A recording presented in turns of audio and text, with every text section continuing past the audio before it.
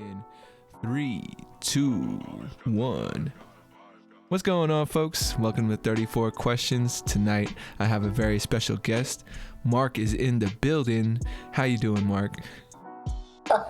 Very special. Okay, I'm doing well, man. I'm just trying to keep cool.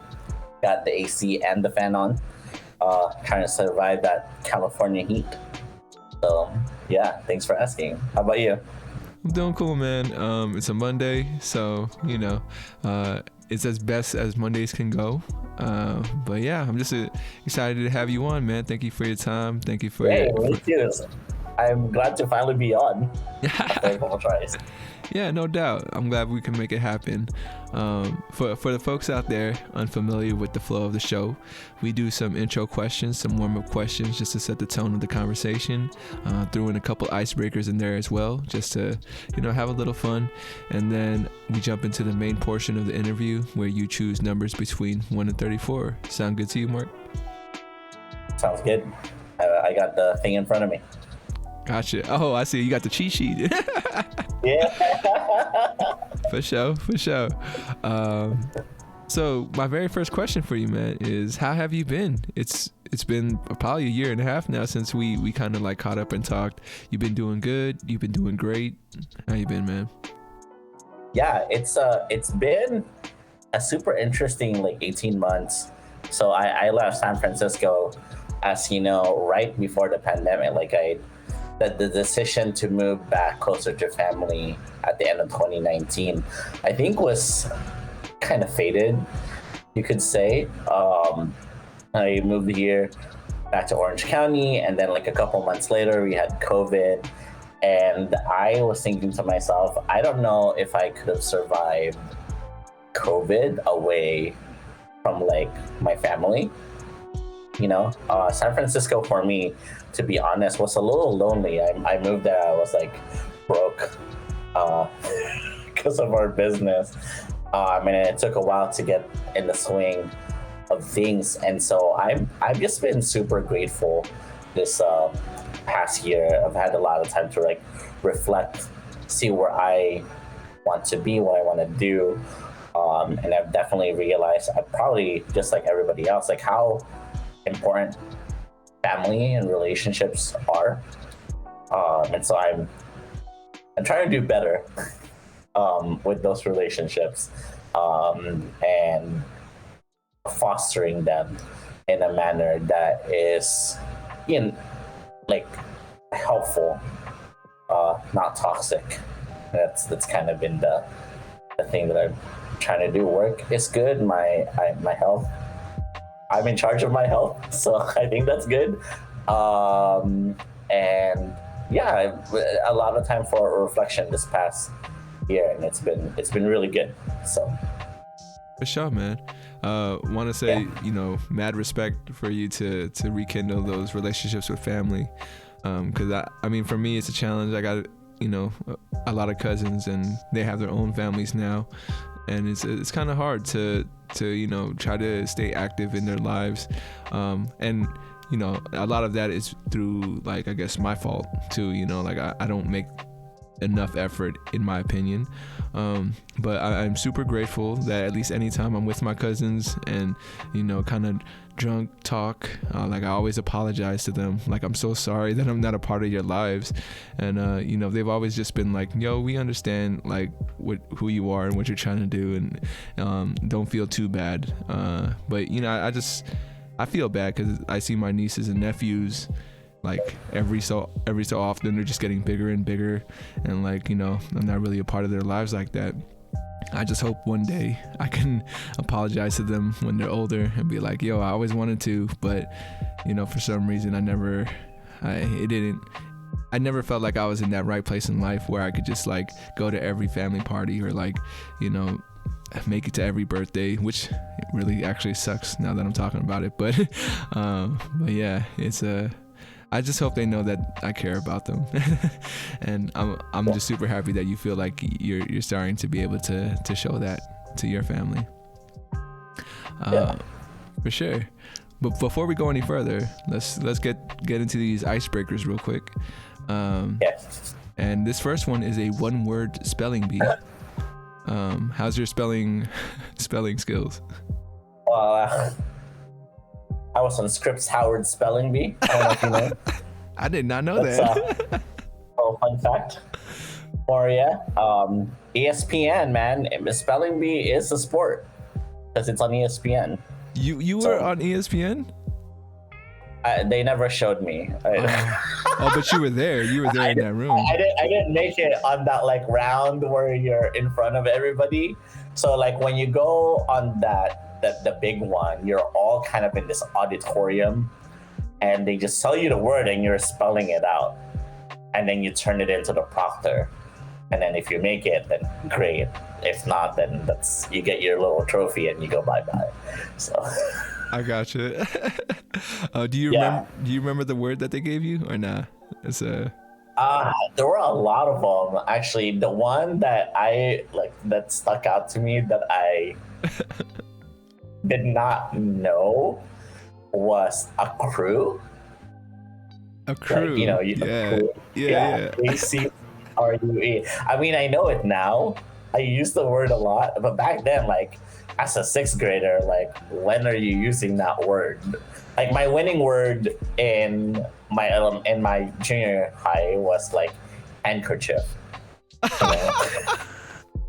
So I went from handkerchief to a crew.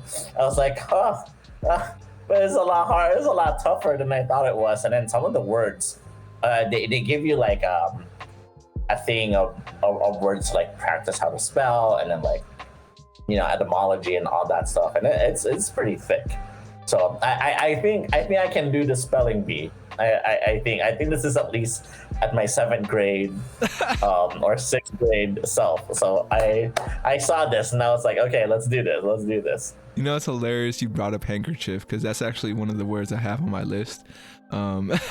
Because I had looked up like hard spelling words, and I think for high schoolers, handkerchief was on like one of the hard words for high schoolers to spell. You forget the D. Yeah, people do. Yeah. A lot of people forget the D. So that sounds weird, but yeah. Well, for the spelling champ, I'm gonna give you a soliloquy. Soliloquy. Okay. All right. SOLILOQY.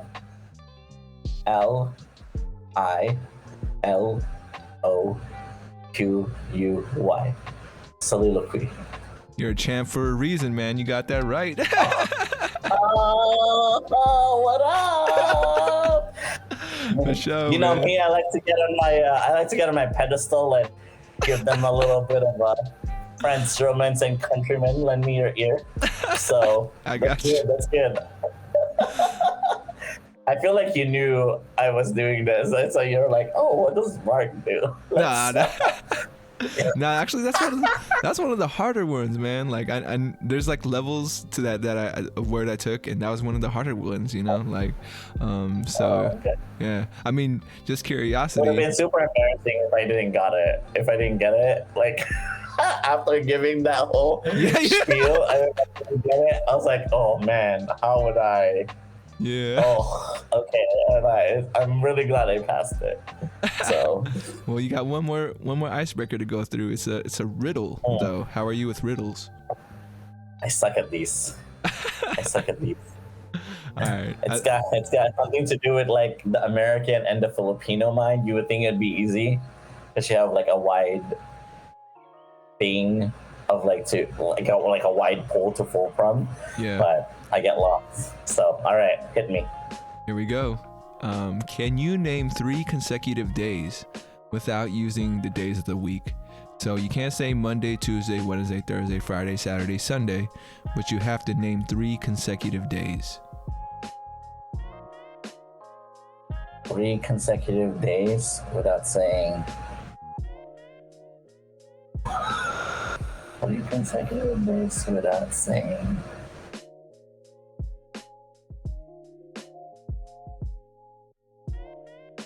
Yesterday, today, tomorrow? Oh, no. You got it 2 for 2, bro. Oh, wait, what is it? No, you got it 2 for 2. You got, it was yesterday, today, tomorrow, bro. You humbling yourself right now. So you just No, not even. Like, that was a guess. That was a guess, yo. hey man, if Okay. that you I feel switched pretty it pumped though. right now. Like I got this. I got this. This. Eh, I may not make it on the basketball court, but I got these. I'm more like you. Starting off strong, man. Starting off strong. All right. It can only go up from here, right? Only go up, yeah. Let's just jump into some warm-up questions. The first one is, what would you like the audience to know about you? That's tough. What would I like people to know about me? I don't know. What do I want people to know? That I think you can take what I say at face value. Like I wouldn't lie about important things. If that makes sense. Like I mean I might lie to like spare someone's feelings, but also at the same time, if by sparing their feelings they don't grow, then I wouldn't lie. You know, like you know what I mean? Does that make sense? I get it, but is there like a specific example that you're thinking of, or? The booger. So a couple of weeks ago, I had like a booger hanging out. And nobody was telling me that I had a booger. We were at like work. I had gone through most of the day and nobody had said anything. And then finally one of like my coworker friends was like, hey, you have a booger. It's been there. I'm like, oh my goodness. Like I've gone through this whole day. You know, I mean, it wasn't like a whole day. It was like a couple of hours because I was with a bunch of people. We were in like a meeting, and then finally somebody pointed it out. So I would be like that. I would tell you if you had a booger. Okay. Or I'd like to think I would tell you if you had a booger. And that's a real friend. Yeah. That's a real friend. So yeah, right. You know, like you can fart in front of me. I'm okay with it. Just don't fart on me. Totally different, right? Yeah, we break the barrier for sure. Yeah, I think you just let the audience know that you're a true friend. So I will tell you, you have a booger. Yes, yeah, I think that's great. You think about it, right? It's there, and sometimes I think there's a. People think that when you tell someone that they have a booger, it's kind of like disrespectful, and people will be like, you know, they'll like motion telling you, but sometimes you just gotta be straight up and be like, yo, you got a booger, you gotta take care of that, because then it just kind of takes care of it right there, and then rather than letting it go on for a while. So you hella made me think. Hang. You made me think of like a funny skit that could be like recorded where, you know, it's just the person who yells it out, you got a booger, man, and like everybody hears it, but they're being like, you know, they're trying to be helpful. Let's just stand up on it. Let's spend that. That's stand up material. We're gonna do the comedy bar.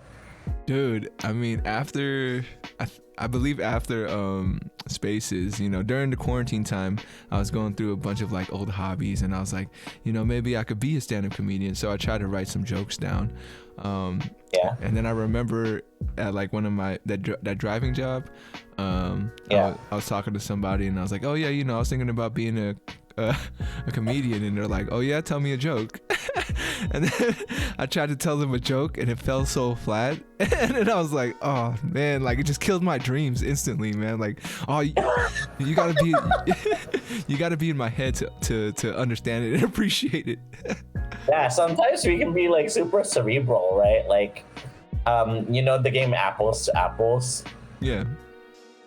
right? I would not. People would never get what I would put on there, because to me it's funny, right? But to other people it's not. And like I'm so weird. Like I don't really have friends that watch like the Toku, like the Power Rangers or Kamen Rider that I do. And so sometimes I'll have all these references in my head and they make like great jokes, but nobody would understand because it's such a niche that like if I went up to the comedy bar, I was like, oh, like that one time Rintaro did this, and they're like, who? Yeah.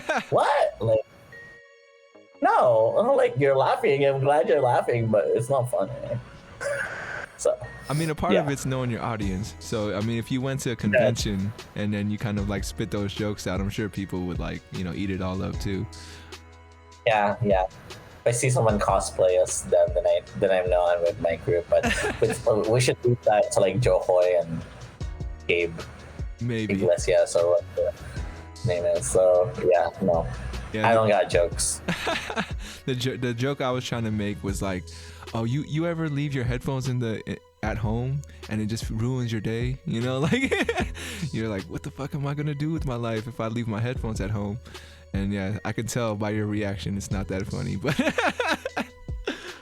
no, I've had Twitter posts with that, like, why did I leave my headphones out? Like, maybe I should make memes. I don't know. it's such a big part of my life.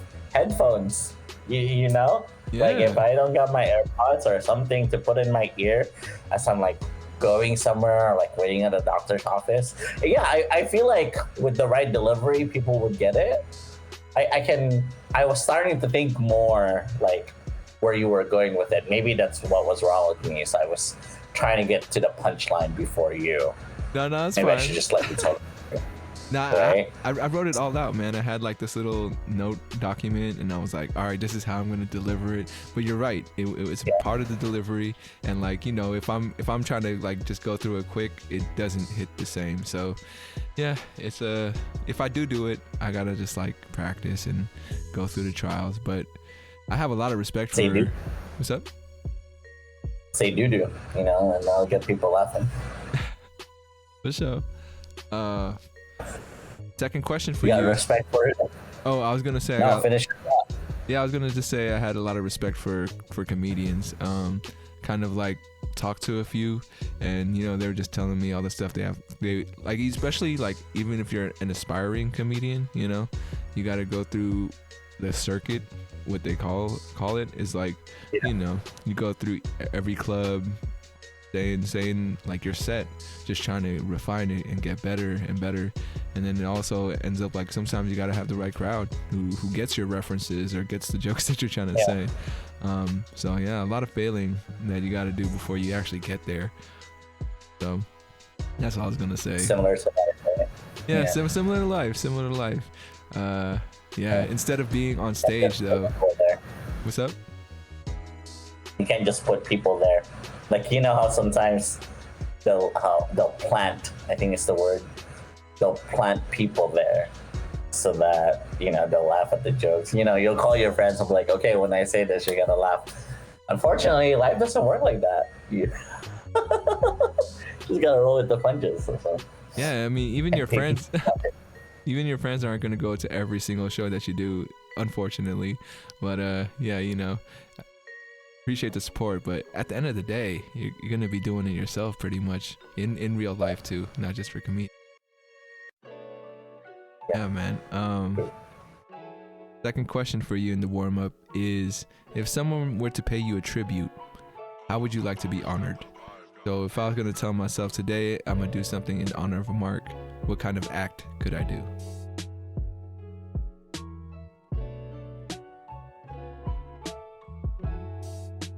I don't know. So I guess to answer this would be like, so my love language is quality time. I think that's my main one. And so I think if you were trying to like pay homage to me, you would like do things that like I would do, like you would, like I every Monday night, I would watch my Japanese shows on on my TV. I'd cast it from Facebook, and I'd watch it. So if you were trying to like flatter me, I guess that's what that means, right? You're doing a tribute for me. Oh, this is so hard. You'd watch it. You'd watch like an hour of some people turning into people with on spandex, and then we'd have something to talk about. I got you. Right? Yeah. So if you were trying to like pay me homage, pay me tribute, then do as I would do. That sounds super like God complex. Like do as I'm doing, come follow me. But yeah, no, I mean, these are hard. These are hard. Yeah, if you're trying to pay tribute to me, if you're trying to like honor me in some some fashion, then yeah, do something that I would do. I got you. Or that you know I do. Now we know. Now we know, man. Now we know. And my last question for you in the warm-up is, on a scale from 1 to 10, how well do you know yourself? I would say an 8. I know myself well enough that I can talk myself pretty much out of anything, even if I know that it's like gonna be good for me. I can talk myself out of it. But I don't know myself well enough to know at what point I can actually push past the threshold of what I know. I think at some point in my life I've taken less risk, and so that part of myself, that like the risk taker, I don't quite know, because I've never really seen a risk that I take come to fruition, or like I've never seen all the way through. Yeah. Would you say? Oh, what's up? Go ahead. These are intense. This is a warm up. I like looked at these and they weren't as intimidating as they are when you're being asked them. Well, let me just say thank you again for just being open to talking. Like, you could have said no to any of these questions or like pass, but definitely appreciate your openness just to give it a shot, if anything, Yeah. I was gonna say, what would you say is your favorite thing about your personality?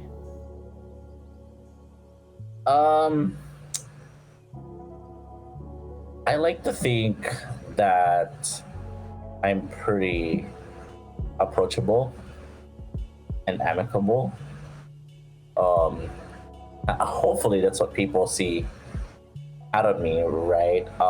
This past year, I found out that a good friend of mine had gotten divorced, and there were things that had happened in her personal life that she didn't share with me. Not that she had to share everything, obviously it's like a personal thing, right? But we were pretty close up until like all the movement to like Utah, Idaho, San Francisco. And my initial thought when I found out was, why did she feel like it's a mix, right? Like, why did she feel like she couldn't confide in me about these things? And a little bit of like, where was I that she couldn't confide? And thinking like, it must have been rough. Like, who did she talk to? How did she get to where she's now? She's at a better place. That's awesome. But I feel like I should have been part of that journey as well, if only so that she wasn't alone. Yeah. Got you. Like I hope people know that they can talk to me, regardless of like how annoyed I sound at times, or I'd rather you talk to me or to someone so you don't feel alone, because I know what it's like to be alone and to not have someone to talk to, and how important it is to have someone to be there for you. So yeah, I hope people that know me, or have been around me, know that they can come talk to me, and there'll be like no judgment on that end. So. For sure, man. That approachability, would you say that you've always been that way, or was that something you kind of developed as you were living your life?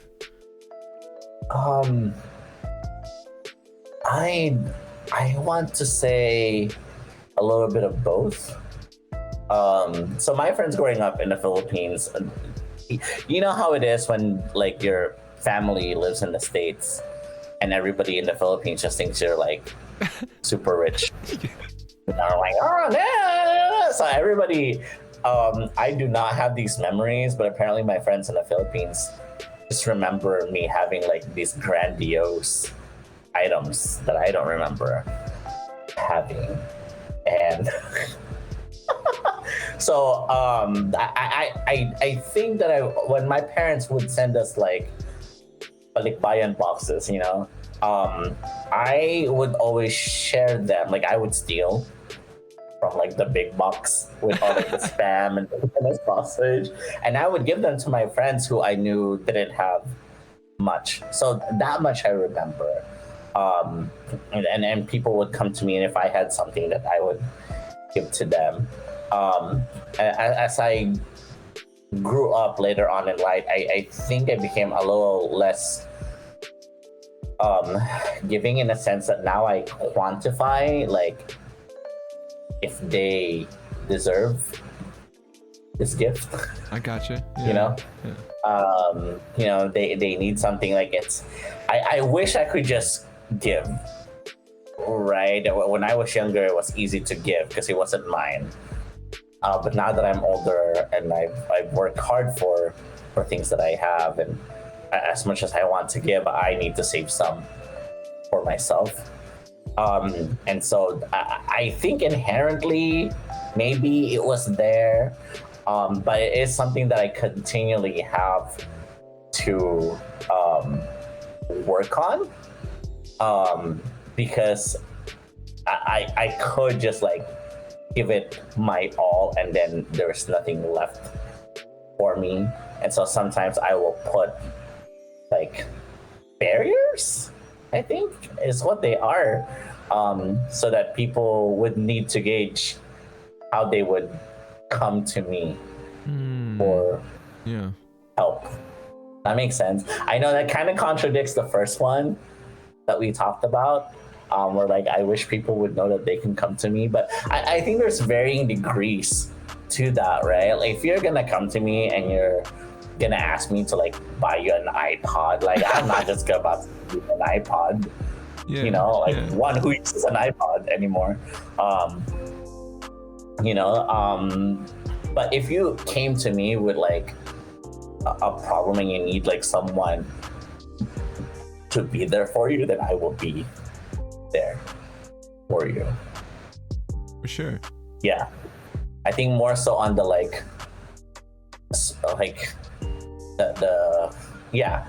I can't give you financial help. I'm not a sugar daddy. But any other help I can give. Sure. For sure, man.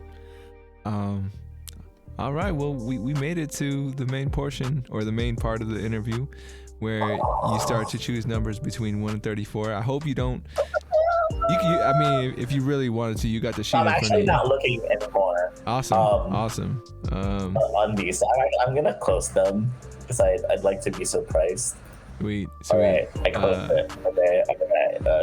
There are 3 levels: easy, medium, hard. You could free flow through them all. It's up to you. Where would you like to start? Let's start easy. Let's start easy. Let's do let's take like 3 from the easy. So maybe like 369 on the easy. 369. All right. Yeah.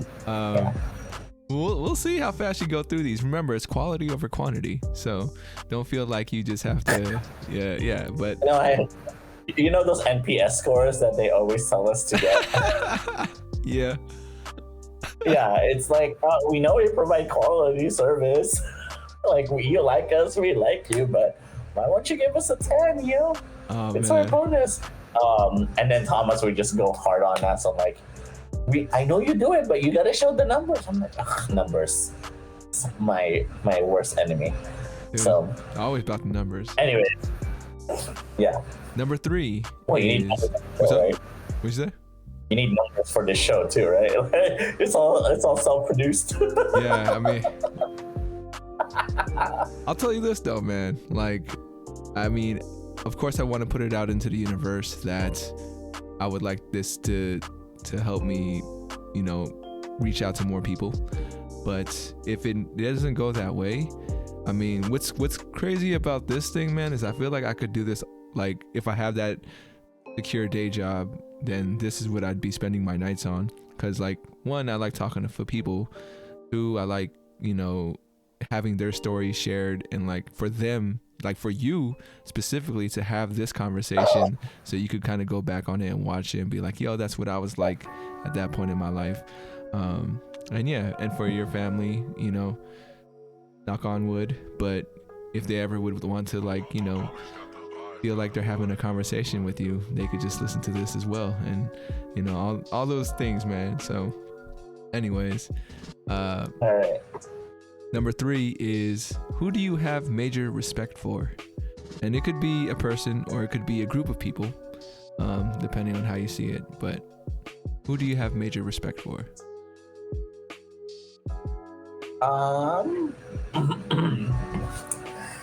Teachers.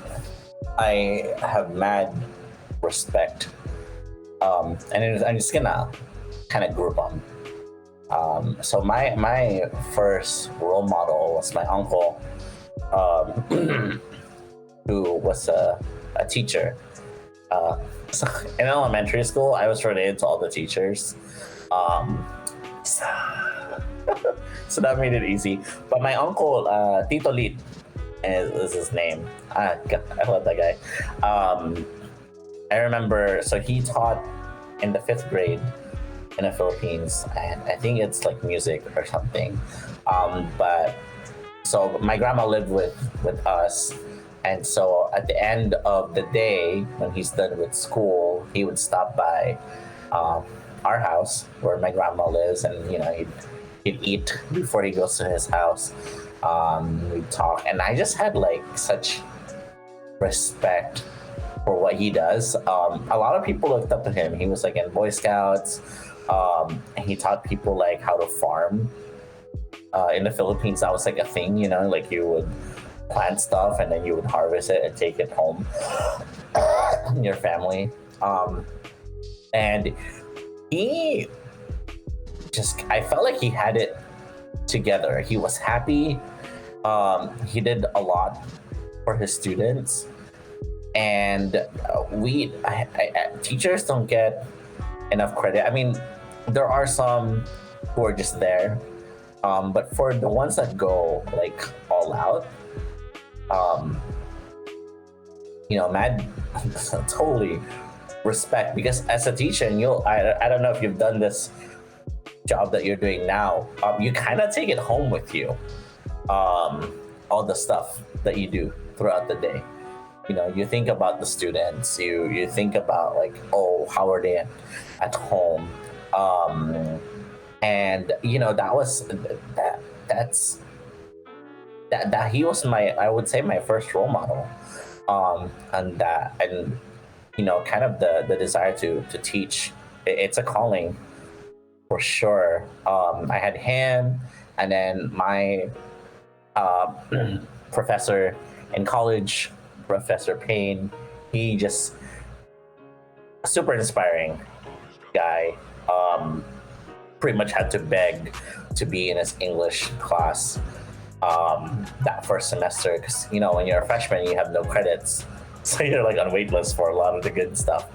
And he taught me a lot about like how to write and why I write the way I write, and really just how to convey those. I think I'm a better writer because of him, because of that class, because he really kind of pushed me out of my comfort zone. And another professor that I had in college, Mercer, he passed away last year, it really taught me how to like dig deep. So that's three right there. And then one of my bishops who kind of took me in and kind of became like a father figure for me, Bishop Thompson, was also an instructor. He taught high school English at Bellflower, and you know that place, it's not nice. It's the ghetto. But the way that he would bring to life subjects like history, like he would dress up and really got people like motivated. And so I have a lot of respect for teachers, because they work so hard with the very little that they give. And I feel that we don't give them enough credit for what they do for us. And sometimes we don't even know what they're doing for us until later down the line. So, yeah, That's teachers. Yeah, that's what's up, man. Yeah, like, I mean, you made me think about that. I mean, I feel like high school teachers, you still kind of, they go through a lot of like more backlash, or like a lot more, what's it called? A lot more, I can't find the right word for it, but a lot more, I guess, shit from students, right? They get a lot more shit from students. But they also, I think, are easier to remember as you get older. Like, oh yeah, I remember what that high school teacher did for me. And then the middle school, elementary student teachers, it's like, you know, it always felt like it was fun. Like it always felt like it was nice. They were nice or whatever. So yeah, but they're also harder to remember sometimes, or like any specific like anecdote. So that's pretty crazy to think about it. You made me think about it while you were sharing your story. But yeah, man, teachers. I know you did some youth work, but do you see yourself as a teacher at all, or maybe? So I taught. I love teaching. I think the opportunity to inspire others is there. When I was a missionary for my church, that was really fun. And I actually went. So there's this program in the church called Seminary and Institute, and you know, I love these teachers, and I feel like they have it together, and so I aspire to be them. And I actually went through this class to become one, and while I taught, like before I got to that level, like I substitute taught, I did like out there school programs, I would teach at church and stuff like that. While that was great, I really wanted to be a teacher at one point, specifically in this religious setting. That's part of the reason I went to like BYU Idaho. That, and I didn't get into the school I wanted to get to. But anyways, but yeah, no, I think teaching is great. I would love to be one. I just know for me at this point, it's such a passion project that it would take more, as fulfilling as it is, it would take more out of me than I can give. And so at this point, it's like, I'll teach here and there, I'll feel good about it. But to do it full time where I am in my life, it's gonna to be a no. Only because of the sacrifices that come with it. I don't think I can handle all of that for sure right now. I mean, yeah. I guess it would be an easier choice. But if I was gonna be like, yo, Mark, I want you to be a teacher at the school that I'm starting. You don't gotta get your teacher's credentials or anything like that. Would you do that? Because I feel like going through the hard part, right? Yeah. So I didn't share this much when we were working together because I like to keep a fine balance, right? But I guess I still am. I'm pretty involved with my church. So about 10 years ago when I went home, I think the last time that I went back to the Philippines, I was super excited because I had never been to like an LDS church where there's a bunch of Filipinos. I was going to the Philippines. Like I had bought the hymn book in Tagalog. I bought like the scriptures in Tagalog. I was ready. I went to the Philippines. I go to church. They were singing in English. Like, what is this? I thought we were in the Philippines. Why are we singing in English, right? And I spent a lot of time with the youth there. I worked with the missionaries a lot and got really close with the branch there. And when I came back to the States, I in the back of my mind, I kind of had like a dream that like, I would love to start a school in the Philippines that would like target people who want like this is hard because I everybody needs to have the opportunity to like study and learn, but I wanted it more focused on the people at church because some of them just don't have a lot going financially and stuff. And while I would have loved to help everybody, at that point I was like, I love these kids so much, I want to do something for them. And so I had some dreams of that. I didn't know how I would make it happen because I didn't see myself like living in the Philippines. My life was pretty set here, but it was a nice thought in the back of my head. And you never my know. wannabe philanthropic thought. Wow. For sure, man. And But yeah, anytime you ask me to teach, I would be down. I love that. The thing about teaching that's great is you're not studying for yourself, you're studying for others, and there's just another depth to it, right? Because as you are preparing for others, I feel like you learn more about yourself or the lesson when you're doing that. So yeah. Are you still like? Do you consider yourself a writer? Like, because it sounded like you sounded passionate about writing when you were talking about the influence you have. But not as much anymore. So there was a time where I wrote for a living. I wrote copy. What? Like, like for social media posts and like marketing ads, and they were not fun. Like, they were repetitive. It was so like buzzy, and like you had to hit certain things. It wasn't like a free writing. That it kind of turned me off, which is sad.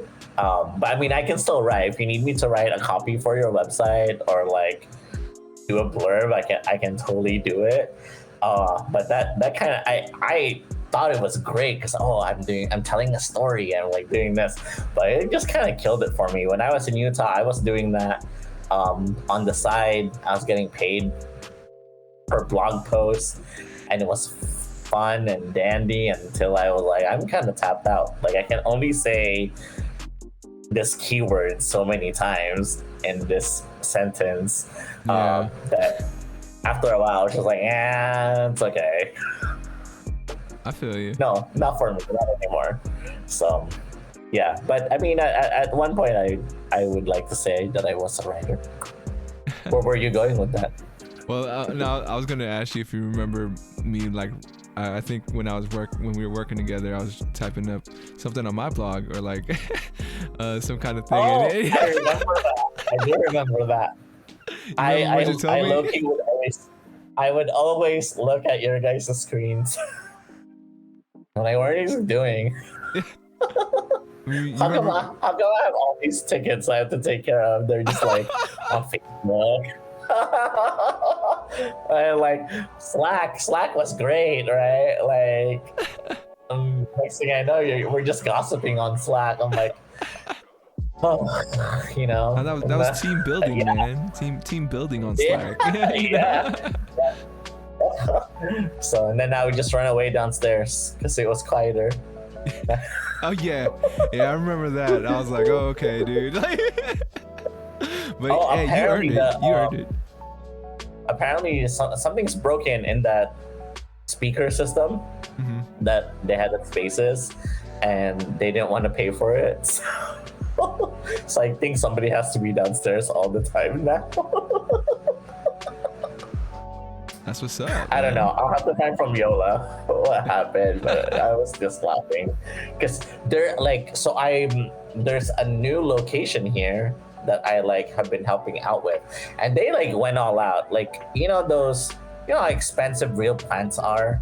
Like, they got a whole bunch of them. I'm like, I know they're gonna die. You know they're gonna die, and they got like all these fancy new things. I'm like, okay, this is all just for show, but like once it's done, like. And it breaks, we ain't replacing it. Like, I mean, damn. you know, that iPad 1 that we had forever that was like hella slow, like, not replacing it. Oh, it got stolen, that's okay. It still looks nice, right? It still looks nice. Oh yeah, I'm actually super excited to see it next week. So I booked a room, but I didn't put my name on it. I mean, it says my name on it if you go in, like on Titan, but I changed like the name of the company. When I booked it, I went into the email and like erased it so that Yola and Thomas wouldn't find it. So I got we'll see. We'll see how that goes. Maybe we'll like, what's up, Snapchat? Follow me. But I just want to go to New Ming's. That's all I want. Dude, did I ever have New Mings? I don't think I even had New Mings with you guys. I don't think so. Yola and I had it pretty much every day. I think you always brought food. Yeah. Because you were like super healthy. Yeah. And, you know, bringing food to work is a luxury. Hey man, you know, I am very Low blessed. key it is though, like, let's be honest. Yeah. I mean, no. I'm spoiled. Sure. Yeah, oh yeah, you're still with Donita, right? I'm still with Donita, but I mean, I stay with my folks though, so my folks are the ones that, you know, my mama makes my food. Yeah, I feel so immature saying that. It is what it is. Did we get to number 6 yet, or are we still on 3? Oh, we're still on 3, man. And oh man, I know, I gotta let you know we have about 10-15 minutes left in the podcast, so like I said, it's quality over quantity. We started 3, but there was questions in there, right? And then we talked more, so yeah. that's 34 questions because I'm your host. 34, I'm just questioning, you feel me? But all right, man, well, we'll get to 6. Do you want to still stay easy, or you want to go medium? How you feeling?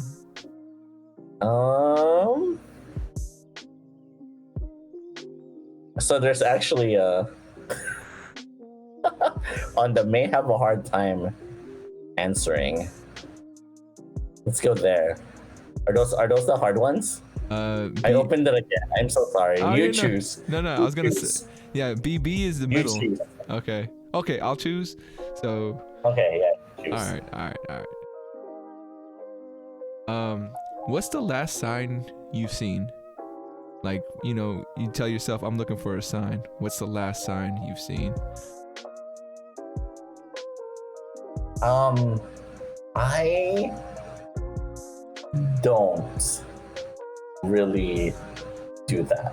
That's what's up. Okay. I don't ask for signs. I think it's personally, I think it's kind of like tempting, like God, to ask for signs. There's a scripture in the Book of Mormon that says like, you know, the Lord is everywhere, right?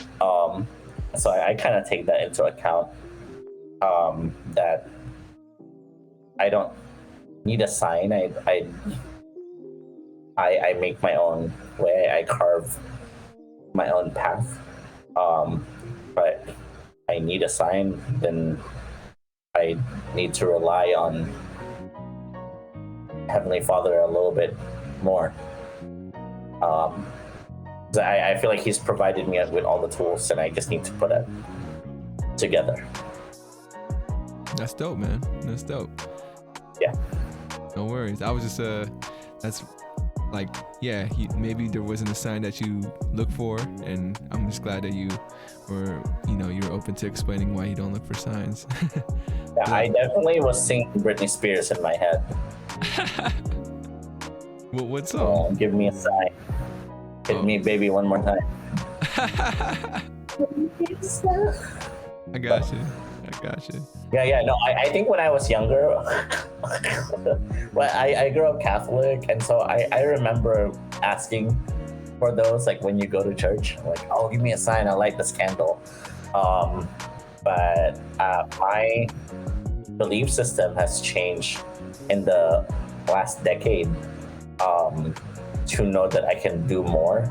Not that I'm not relying on like higher power or anything, but there's that trust that I run off of, and I know that what I do, I like to think that I've aligned myself well enough that I'm not doing anything that goes against or goes too far against what Heavenly Father has said for me, what God has said for me. So I believe in agency, so I think that kind of gives it that. For sure. I need to do better at these things, but yeah. No, that's fine, man. Well, we did make it to the concluding portion of 34 questions.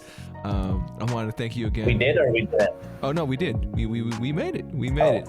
I just want to thank you again for stopping by, man. And I think, you know, I don't know how much you felt like you've opened yourself up, but I definitely appreciate it.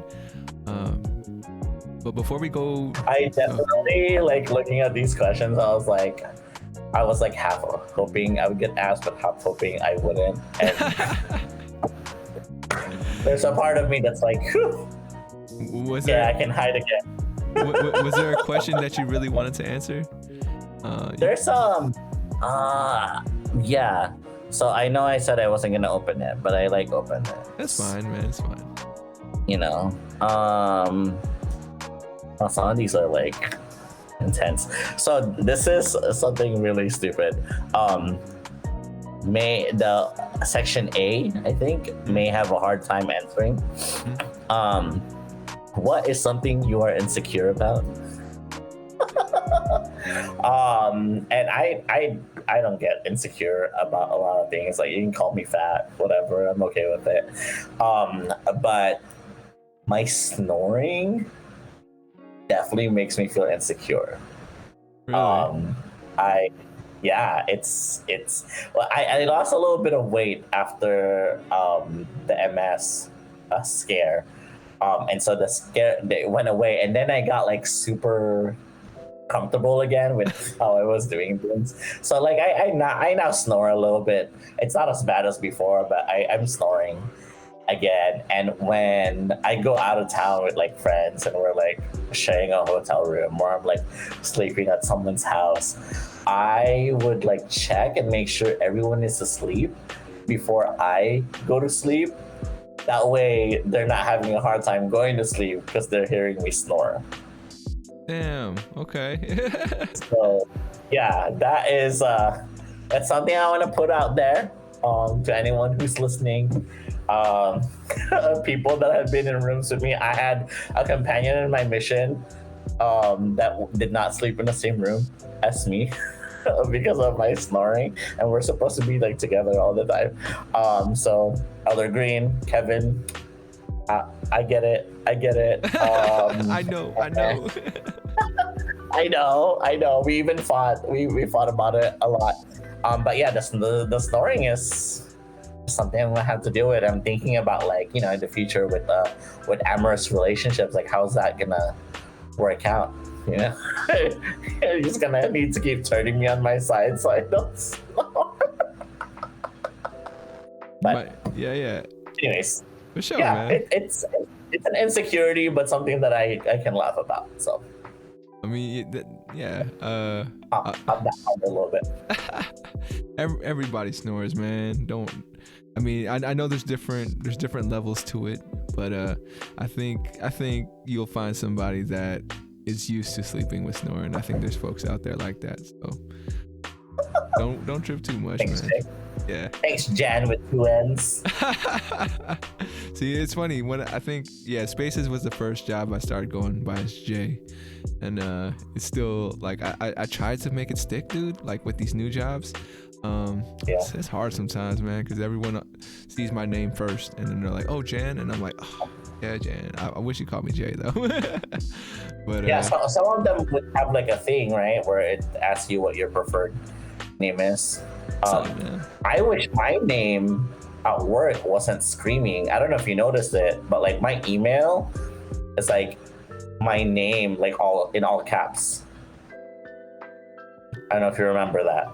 I thought that I would was say like, "Come on, Torrocha," at spaceswork.com. I was like, I'm not screaming, like I'm loud, but I'm not screaming. But that's a story for another day. It's by default. Yeah. Oh my goodness. I think that's a good. I was cheating a little bit, and I was looking at the prompts. That might be a good idea for somebody in the future. Our names play a big part in our life, right? Like, there's obviously a reason why you wanted to go by Jay. There's like a little reinvention there, right? And I definitely can think of times where my name is associated with, like, if you call me by this name, this is the time period that I knew you. Or if you call me this, we're close. This and this and that. So for your next person, whoever that may be, that might be something to look into. Like, what does your name mean? You're right. That is a question I love to ask people sometimes. I might just make that part of the warm up, man. Thank you for that. Yeah. Oh. Yeah, so before the concluding portion, man, I got you to do this. I need you to do this thing. It's a new thing, and eventually it won't be new anymore, but I'm trying to get my guests to make a mantra on the show. Oh. And I have 3, like, it's a phrase. It's I am, I can, I will. I am blank, I can blank, I will blank. How would you fill those in? Okay. I saw those at the beginning. I thought we had skipped it already. So I come prepared. I am a child of God. I can do hard things, and I will always choose to be happy. Dope, man. That's dope. If you ever need a reminder, now you got this little sound clip of you saying these things, man, and you can always go back to it. You feel me? My voice is awful, but thank you. All right, man. We made it. Hey, thank you so much. Thank you. I really appreciate it. I had fun. I enjoyed this. Me too, man. I'm glad you felt like you got something out of it. That means a lot more to me, for sure. Yeah. And I mean, you still got 3 questions left. So this next one's easy. Shout out to my cousin. My cousin came on right before you, and been trying to get guests to leave a question for the next person. And her question for you is, what is your favorite dish of all time? Of all time? All time. Of all time. Filipino menudo over rice. And make sure there's no liver. That's key. A lot of menudo out there has rice. So.